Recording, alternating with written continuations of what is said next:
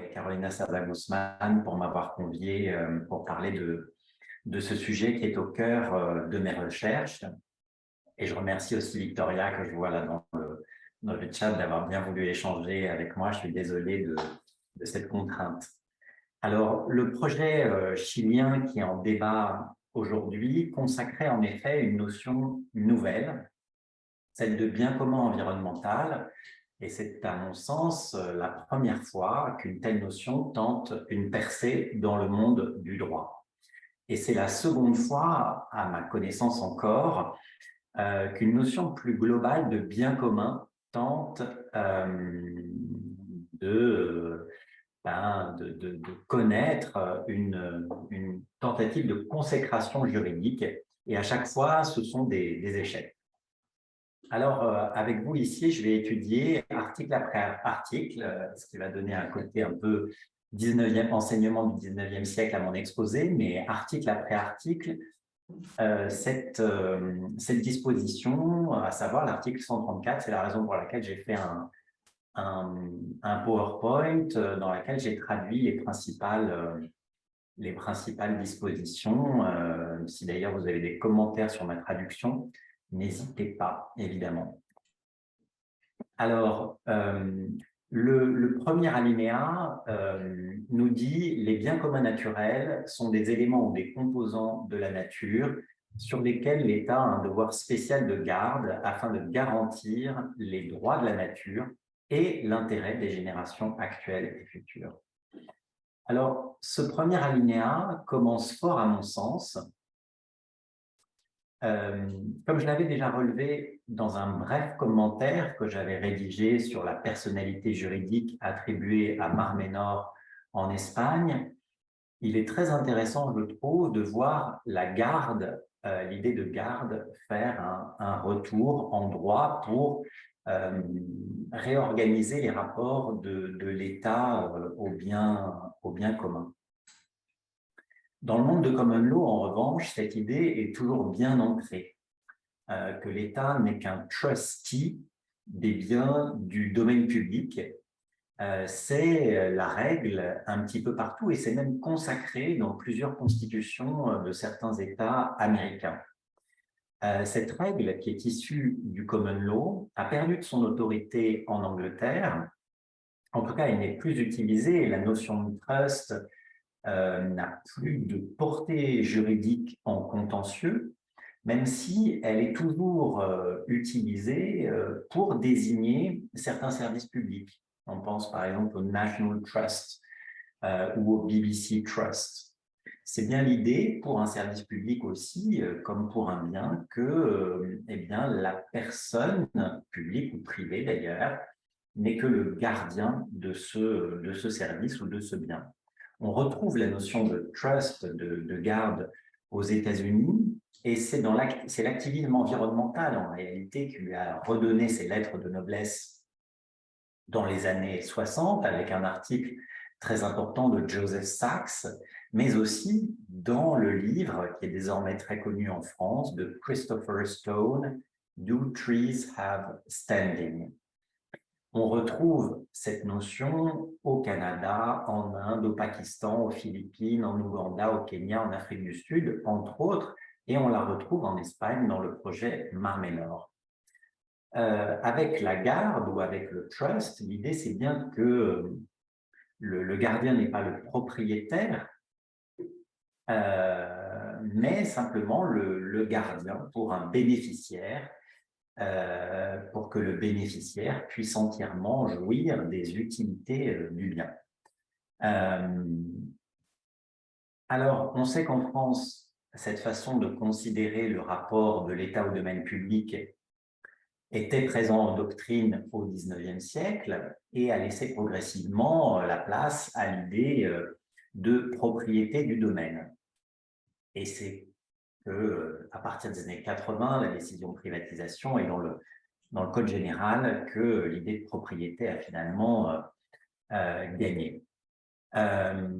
Or, il me semble qu'on retrouve ici on renoue ici avec une tradition très importante. La garde, dans cet article, elle est fonctionnalisée, puisqu'il s'agit de garantir les droits de la nature et l'intérêt des générations actuelles et futures.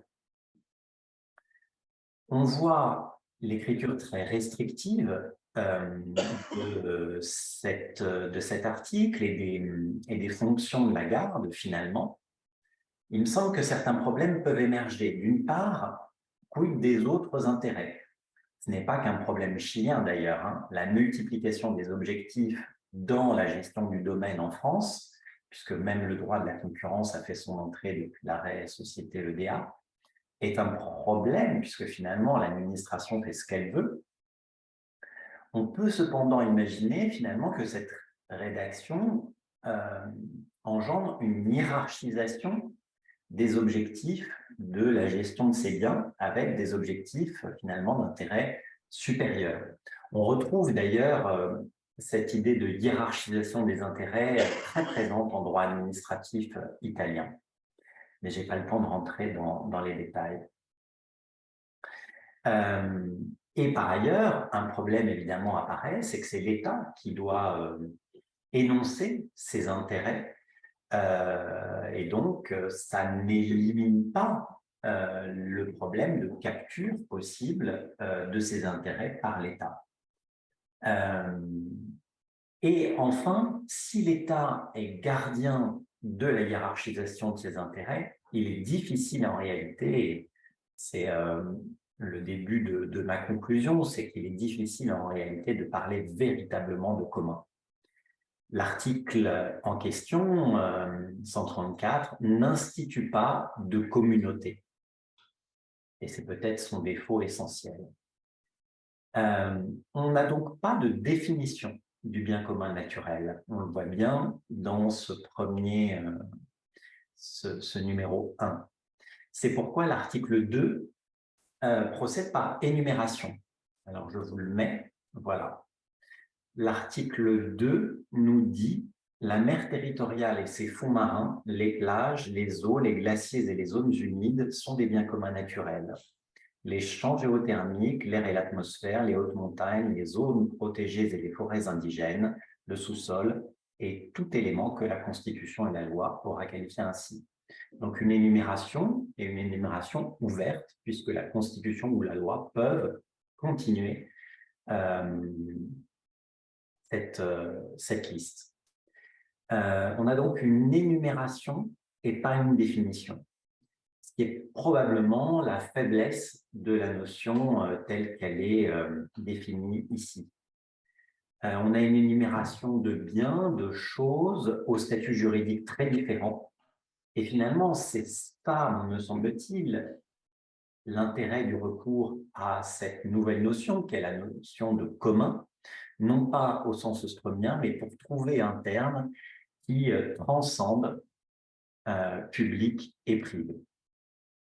La notion de bien commun recouvre largement des biens, on le voit, qui en France feraient partie du domaine public. Et évidemment, je mentionnerai que ça, c'est une avancée notable pour l'eau. Je vous ai mis avec un écart l'article 19, numéro 24 de la Constitution chilienne actuelle, tel qu'il a été rédigé avec la dictature, qui reconnaît la propriété privée de l'eau. Cet article dispose les droits des individus sur les eaux, reconnus ou constitués conformément à la loi, confèrent à leurs détenteurs la propriété de celle-ci. Donc, il y a bien une idée de propriété sur l'eau. Et le numéro 3, le troisième alinéa, parmi ces biens, l'eau dans tous ses états, l'air, la mer territoriale et les plages, etc., sont inappropriables. Donc, on voit bien là l'aspect de circonstance de cette réforme constitutionnelle. C'est une réponse directe à la crise de l'eau que connaît le Chili depuis un certain temps. Je vous l'ai dit, la Constitution de 1980 fait de l'eau une propriété privée, et le gouvernement Pinochet, dès 1981, a organisé par la loi la vente et la privatisation de l'eau à la manière d'une bourse. Hein. Et cette vente de droits sur l'eau a été un des principaux facteurs qui a conduit à la baisse du niveau d'eau dans beaucoup de régions. C'est le même scénario qu'on connaît avec nos sources, hein, à Vittel, Volvic, Épar, etc. Dont les nappes phréatiques sont aujourd'hui dans un état critique. En 2020, près de 500 000 Chiliens dépendaient de camions d'eau pour leur approvisionnement et des dizaines de milliers d'animaux sont morts de la sécheresse. En 2022, il y a eu un plan de rationnement de l'eau à 4 niveaux. Je ne vous le détaille pas, mais ce qui montre l'intensité de la crise et la raison pour laquelle, finalement, ce changement dans l'état de propriété, dans l'idée de propriété de l'eau, est aussi une réponse à la crise actuelle. L'alinéa 4, à présent, pardon, voilà. Voilà. Concerne les biens communs inappropriables. Et là, on commence à avoir des éléments de régime intéressants, de régime et de gouvernance. Même si finalement, les éléments de gouvernance sont assez pauvres, mais on est à un niveau constitutionnel, ce qui peut expliquer cela. Dans le cas des biens communs naturels inappropriables, l'État doit les préserver, les conserver et, le cas échéant, les restaurer. Il doit également les administrer de manière démocratique, solidaire, participative et équitable. Ces biens communs naturels qui sont des propriétés privées.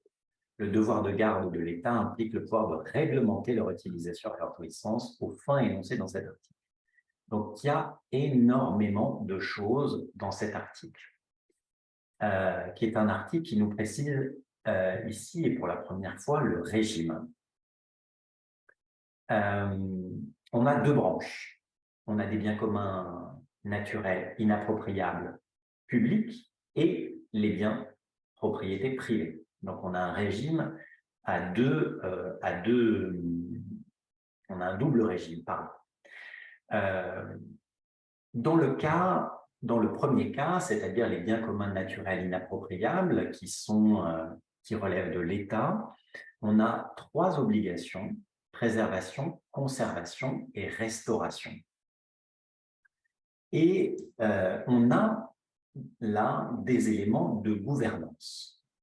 Le premier élément qui me semble très important et qui me semblerait susceptible d'être importé pour une réflexion française, c'est le lien entre bien commun et démocratie et participation, qui est d'ailleurs un lien que l'un des fondateurs de la théorie des biens communs en Italie, Alberto Lucarelli, a bien fait dans plusieurs articles, notamment la démocratie des biens communs. L'idée de bien commun, si elle doit avoir un sens, et c'est le sens qu'elle prend avec le mouvement italien du début des années 2000-2010, avec la question de la privatisation de l'eau, justement, c'est de faire du peuple, des citoyens, un tiers entre l'État et les biens naturels comme l'eau. L'introduction de la démocratie est censée justement desserrer ce lien de propriété entre l'État et ses biens. Et c'est la raison pour laquelle la garde, finalement, est importante, puisqu'elle permet de desserrer l'étau que l'État fait peser sur les biens qu'il gère.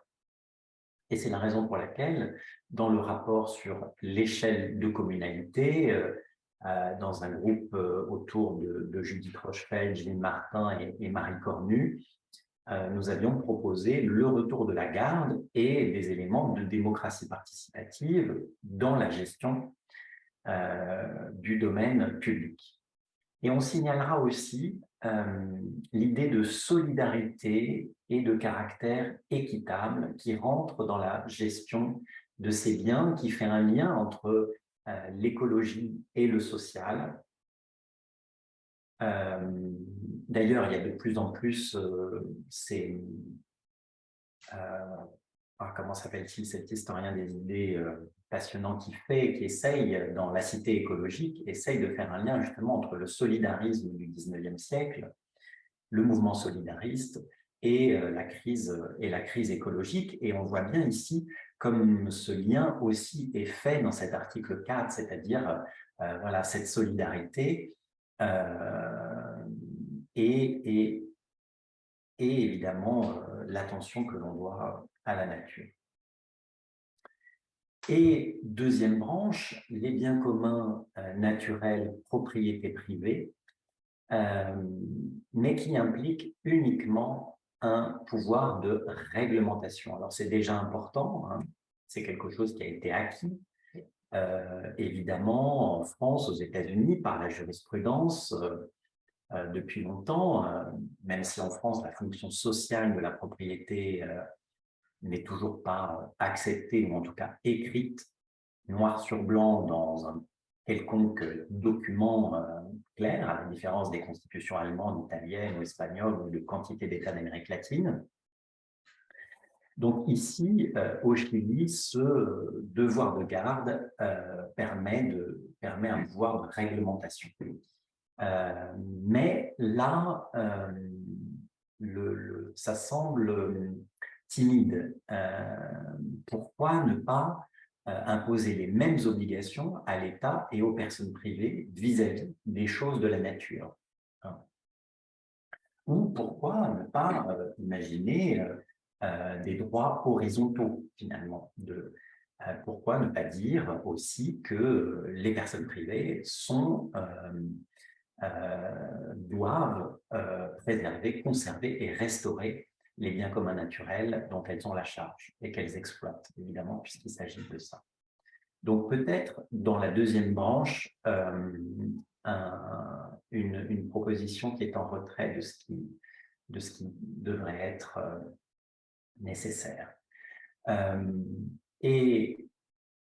Cinquième alinéa, qui me semble aussi très intéressant et qui appelle, me semble-t-il, plein de réflexions sur ce que pourrait être un régime de l'autorisation administrative écologique pour le futur en France, puisque cet article 5, enfin cet alinéa 5 nous dit « L'État peut accorder des autorisations administratives pour l'utilisation de biens communs naturels inappropriés, conformément à la loi, à titre temporaire, etc., avec des obligations de conservation spécifiques justifiées par l'intérêt public, la protection de la nature et le bénéfice collectif. » Alors ça me semble une disposition qui pourrait être très intéressante pour la France.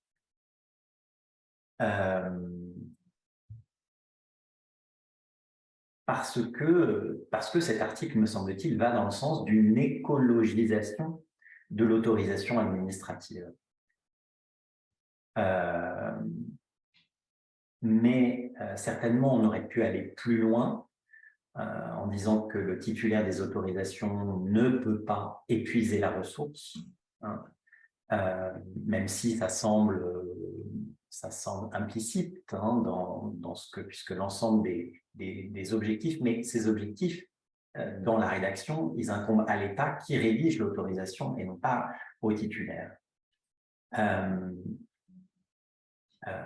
Voilà. Mais cet article, je trouve, est très important et très inspirant pour ce que pourrait être une autorisation administrative écologique en France pour le futur. Et on en a une quantité d'exemples, évidemment, en tête de l'intérêt que ça pourrait représenter. Enfin, dernier élément de régime, finalement, vous voyez, les procédures, les éléments de gouvernance sont assez pauvres dans cet article, mais on en a quand même, puisque ça se termine par l'action citoyenne. Je l'ai intitulé action citoyenne, mais en fait, ça n'est pas tout à fait exact, hein, comme on va le voir. L'article se termine exactement d'ailleurs comme pour la loi relative à Mar-Ménor sur une action citoyenne. Il y a peu de réflexion en France et on connaît mal l'ensemble de ces régimes d'action citoyenne qui sont devenus très répandus en Amérique latine, aux États-Unis aussi et en Espagne. En général, donc, c'est la qualité de citoyen, mais on voit bien ici que ce n'est pas la qualité de citoyen, puisque c'est attaché à la personne. Toute personne peut exiger le respect des devoirs constitutionnels de garde des biens communs naturels. Donc, c'est vraiment voilà, attaché à toute personne, ce qui est évidemment, l'action citoyenne, c'est très important, puisque le problème essentiel du droit de l'environnement, c'est l'inaction de l'État, l'inaction de l'administration. Et là, l'action citoyenne, elle est très, très importante et très intéressante en ce qu'elle permet de pallier à ce problème, à cet écueil. Donc, en conclusion, on voit bien qu'il s'agit d'un projet, d'un très, très beau projet, et on voit bien à quoi sert ici la notion de commun. Le projet chilien, à mon sens, est une continuité des intuitions du projet italien, même si le projet italien est tout à fait différent puisqu'il est basé véritablement sur la protection des droits subjectifs de façon cohérente avec le système public italien qui est entièrement basé sur la protection du droit subjectif, le recours administratif, le recours contentieux, pardon, est fondé sur la protection de l'intérêt légitime. Donc, ça n'est pas totalement le projet italien, mais tout de même, on voit le lien démocratie, bien commun, et surtout l'idée qui était présente dans le projet Rodota, c'est que c'était un projet qui transcende les propriétés publiques et privées, puisque c'est et ici aussi, le commun sert à transcender les propriétés. Cependant, la notion de commun, et c'est à mon sens l'écueil fondamental ici, c'est qu'il n'y a pas de communauté identifiée au sens austromien, pas de réflexion sur la communauté. Les aspects de gouvernance sont limités et l'État est malgré tout toujours au centre de la gouvernance. Et c'est ce qui me semble certainement constituer l'écueil essentiel de ce beau rêve qu'a constitué cet article sur les biens communs naturels du projet de constitution. Merci beaucoup.